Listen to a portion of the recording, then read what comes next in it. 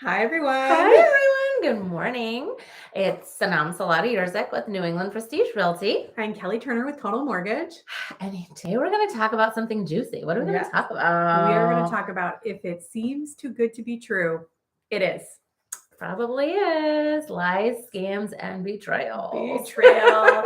And it's great to talk about because I think, it's probably what everyone's biggest fear is in home buying is that like, it's too good to be true, or why is this house such a good price, or the mailings that you get promising you interest rates, and like how do you sort through this information?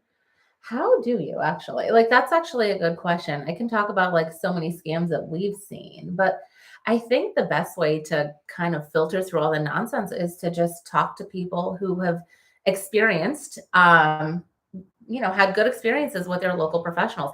Hiring local is really huge too. Being able to put a face to the name and being able to like touch somebody. Yeah, know that they're a real person. Well, and even just like kind of knowing that they understand local laws, local regulations, local normal practices, even silly stuff. So, like a small, silly one is the way taxes are collected. Yes. So, when you are getting a mortgage, generally a large portion of your closing costs are prepaids and escrows, which is essentially like a upfront tax payment. And some towns collect in arrears, some towns collect forward, some towns collect yearly, bi-yearly, biannually, quarterly, and everywhere is different. And different states have very different norms. And different counties. Yeah. And I will occasionally get a borrower who has a quote from like an online, like national lender. They just don't know. They'll be collecting like a completely inappropriate amount of taxes. It'll be way lower. And the borrower will be like, well, their closing costs are cheaper. And I'm like, no, they're not. They're just putting a guesstimate in there. And I'm going to tell you, this is not what it's going to be. Yeah. No, and it's kind of scammy. It is. Again, if somebody's not putting together accurate information for you as a consumer, because you have no idea. We're the professionals, right? We're supposed to know what's correct, what's incorrect, what you can look out for, what you can expect. And if we're not doing our jobs of setting your expectations, then we failed. Yeah. Right. And so by having somebody who's local, checking out their reputation, making sure that they have some sort of longevity, that they've been around, they're credible, that would help. Yeah, absolutely. Absolutely. Well, and again, I think a lot of the scams, lies, and betrayals, some of them are malicious. Mm-hmm. Sometimes they're just people don't know better. Sure. Both the consumer, but also the professional. Yeah. And that can come home to roost. And we occasionally have seen transactions where a listing agent has made a large mistake.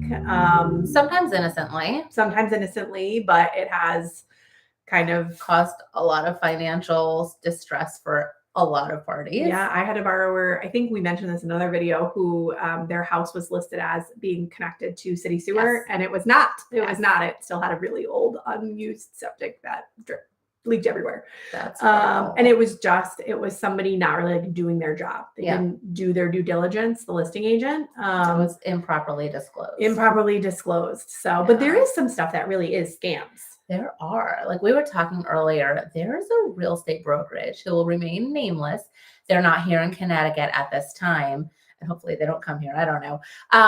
But they're in 33 states. Yeah. So they've made it that far and that big. Before getting caught, really. Before enough, I guess, complaints were made.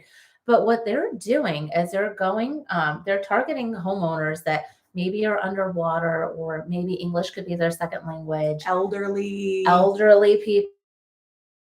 Yeah, and bring them cash. On the spot. Yeah, anywhere from like $300 to $5,000 in order to have the rights to list their home.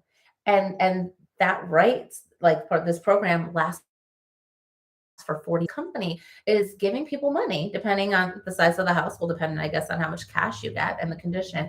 And then for the next 40 years, you can't sell it to anyone without utilizing their services and paying a minimum of X percent. Yeah. So and it's just started popping up. It was funny because both Sanam and I, as industry professionals, we I think daily, really, we do a lot of research. We read Mhm. all of the Mortgage the News bad. Daily, Housing Wire, Yeah. Inman, like anything. There are so many real estate publications. Yeah. And this one like probably started popping up small articles about it, like 6 months Yeah. ago. Yeah. And then there's a lawsuit in Florida now. Yes. It's gotten very dramatic. It'll be interesting to see how it plays out in court. Yeah. I mean, the company in their defense are saying that, It's legal. It's legal. They haven't bypassed any laws, and supposedly they're helping people, and they're trying to buy into their future by having all these listings. And, is that a great way to kind of get ahead as a brokerage?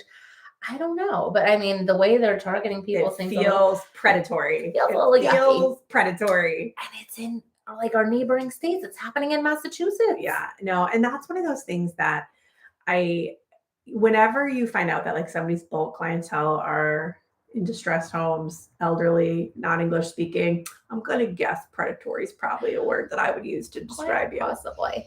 Actually, segueing into like solar, and I'm not saying solar panels are a scam, because I know plenty of people that have solar panels. Super happy. So happy and love it and feel like it was the best investment they ever made. But I have also recently come across some elderly individuals who were looking to sell and don't even have like emails, who have e-signed paperwork for solar panels right before they list their home for sale. Like, that doesn't make any sense. Yeah. So yeah, same thing. It's a little predatory. Yeah. Well, there are companies, people, individuals that do prey upon people during the home buying and selling process, because it's an unknown time in your life. You're generally very anxious. Yeah. You're trying to do the right thing. There's a lot of conflicting information online. And so it's a really easy time to prey upon people. We deal with it in lending a lot, where you close on your home, okay, and then you start getting stuff in the mail, copious amounts of stuff in the mail. And a lot of it sounds vaguely threatening. Final notice. Yes, final notice. Home warranty about to expire. You didn't have a home warranty to begin with, or there's a lot of these title ones where it's last chance to get your official title report. Send us $50. Your title report's at the town. You can just go pick it up. You can get it from your attorney. You've already paid for it. But you're getting all these like scary mailings. So like one of the things that I do is I tell my borrowers, if you get anything in the mail that's weird, you're just going to take a picture of it and text it to me, and I will tell you that's legit or not legit. And then it also happens with refi time, where people will get these really official looking mailings that will say the name, like my company's name on the top. And so the borrower thinks that I'm the one contacting them, time to refi, low rate, whatever. And then you look in the bottom and they'll be like really fine print. This company is not affiliated with, whatever mortgage company, which is who's servicing your loan. Well, you say, well, how did they get that information? Mortgages are public information. Yes. They're public information. So it's reported in town hall. Yeah. Companies go buy up this information and then they kind of prey upon you. Actually, a few years ago, this was probably like 4 or 5 years ago, I was helping some clients that had lived in their home forever, unfortunately had some medical issues, and it ended up becoming a short sale. I used to be afraid of handling short sales because back in like 2008, I figured I could handle one because I'm very detail oriented, and it just drained me. And finding the right negotiator up until now, like I had a hard time. Now we have an amazing negotiator. But my clients had their own negotiator. At that point, they came to me, we listed the house, we actually had it sold, and I provided the company everything within the time period I was supposed to, and they completely dropped the ball. And I couldn't understand why. The house actually, unfortunately, went to foreclosure, but I couldn't understand why this wasn't approved. And I kept following up. And I actually got to the person in the bank who was responsible. And he explained to me that the company that was handling everything dropped the ball. And because they weren't getting paid as much as they wanted to, they just kind of let it go and it went into foreclosure. And too much time had gone by and nothing could be done. And we exhausted every and all efforts. But I've never cried. Like I cried at this foreclosure for my clients because it didn't have to be that way. It didn't have to be that way. No, it was just disgusting. It was so bad. But again, a predatory company who claimed to be something, and they actually used names that I didn't know. So I'm like, oh, okay.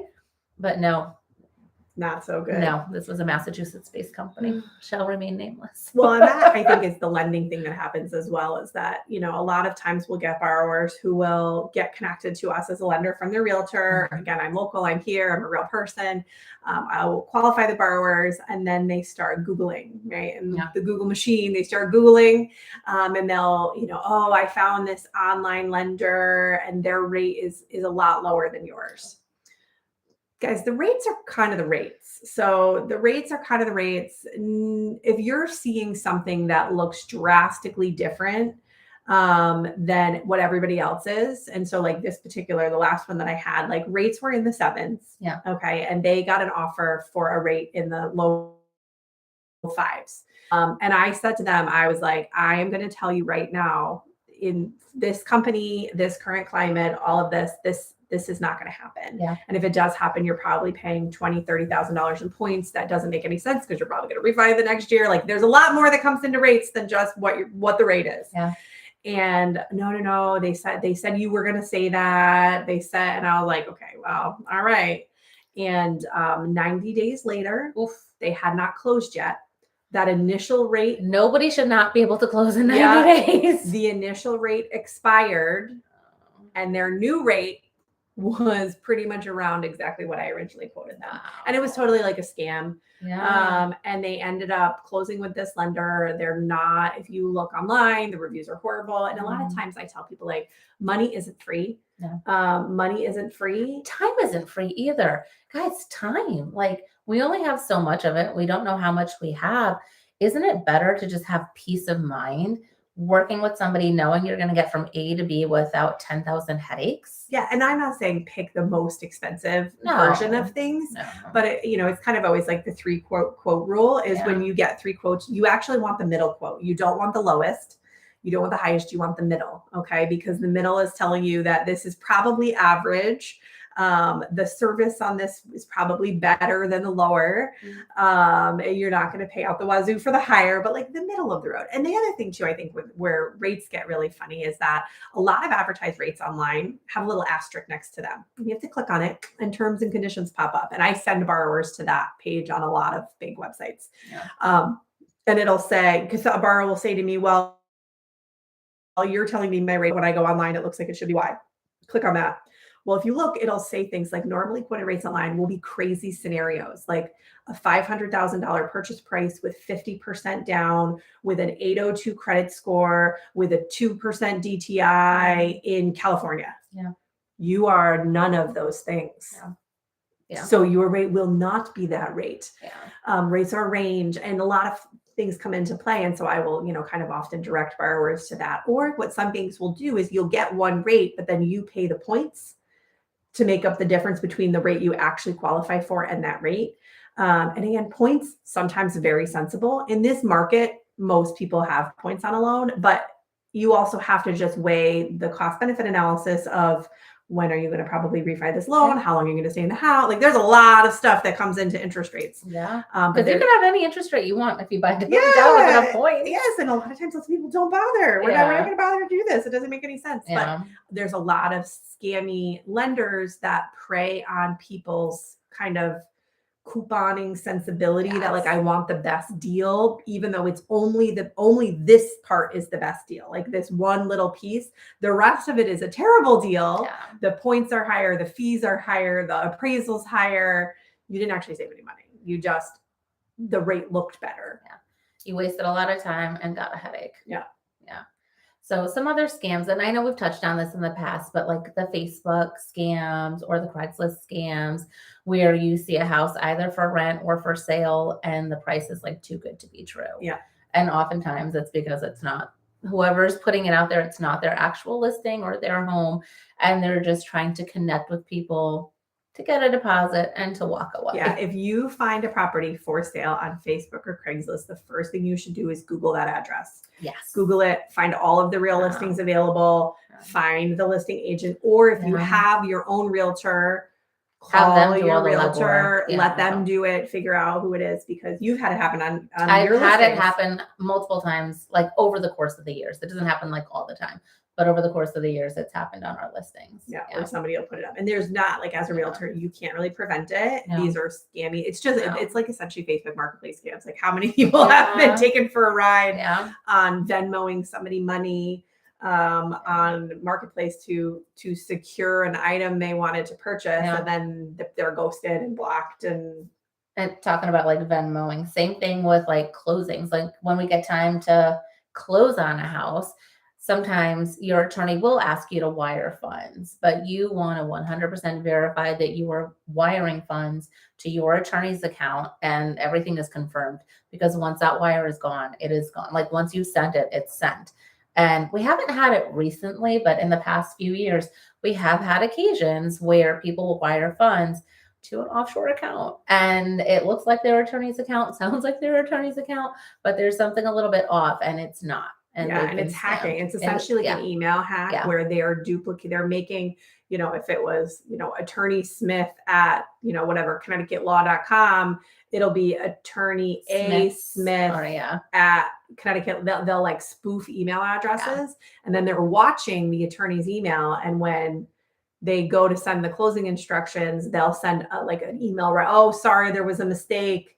Please do it to this one. The borrower will see it. Oh, okay. And they'll wire it without confirming. And most attorneys, and kind of why it's gone away, is attorneys are now very diligent about, they send the email, then they call you to confirm. They will tell you, do not change what we've given you. We will only call with the information, that sort of stuff. So that has gotten a lot better. It's gotten a lot thankfully, better. But there was a couple years where it was rampant. Yes, absolutely.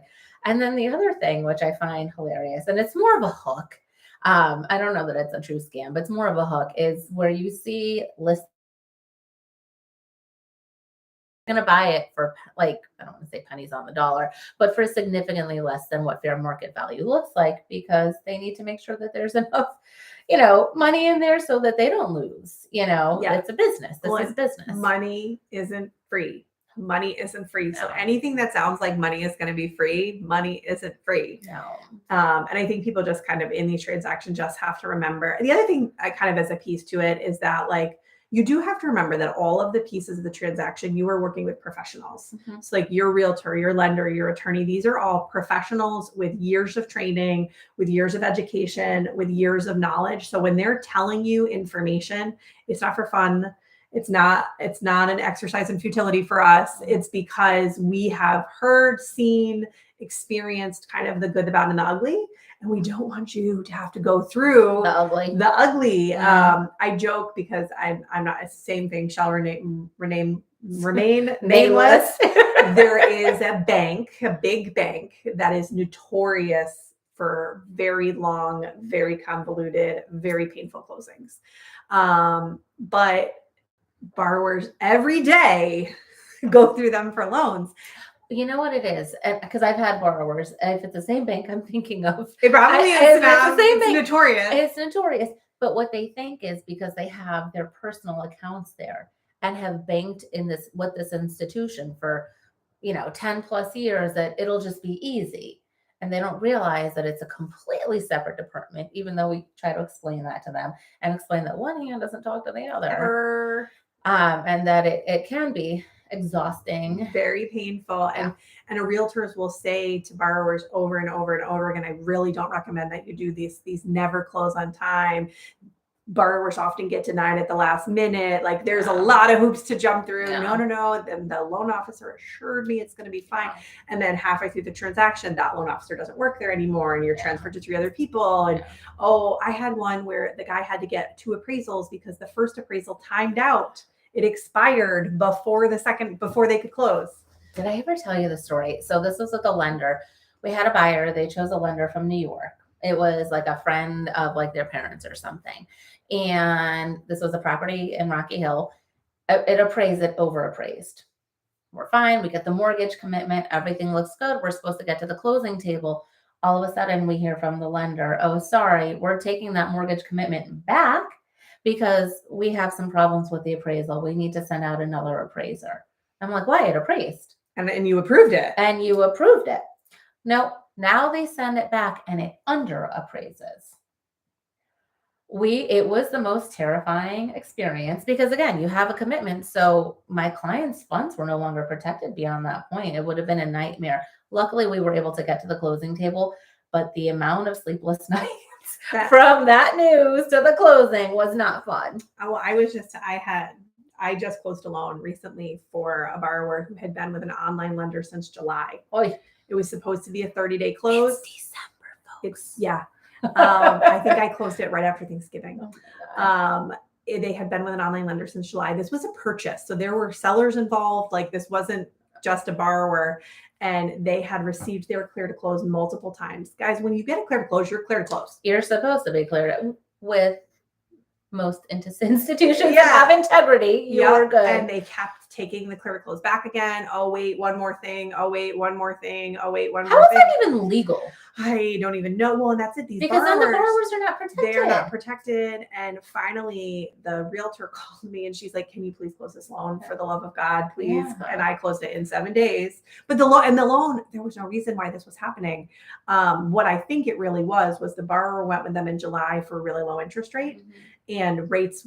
If you guys follow rates went up very dramatically from July until about mid-November. And I think they had kept not locking the rate and they were chasing rates and the rate kept going up. And so they kept putting hurdles in the place of the buyers, kind of almost hoping that they abandoned ship because they couldn't honor the rate they quoted. And I felt terrible because these borrowers had like a 5 something in July. I had to lock them for a 7 something.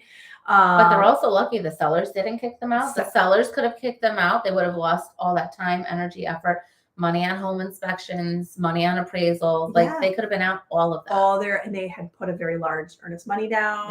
They would have lost it. Yeah. So what's the real message in all of this? Do your due diligence. Do your due diligence. Work with professionals that you have researched, that you know who they are, not just the institution that they work for, the individuals. Yeah, it really doesn't matter what institution. Well, I mean, it does, but it doesn't. But it's the individuals, right? Yeah, has somebody recommended them? Have you Googled them? Have you looked into them? Are they legitimate? That's really what you want to do in order to make sure that, these are good people. They're going to have your best interests at heart. And, they're going to be working for you, with you, alongside of you as your partners. Yeah. Yeah. Your team. And again, if it sounds too good to be true, it definitely is. Yeah. Thank you. Guys, thank you so much for watching. We'll see you soon.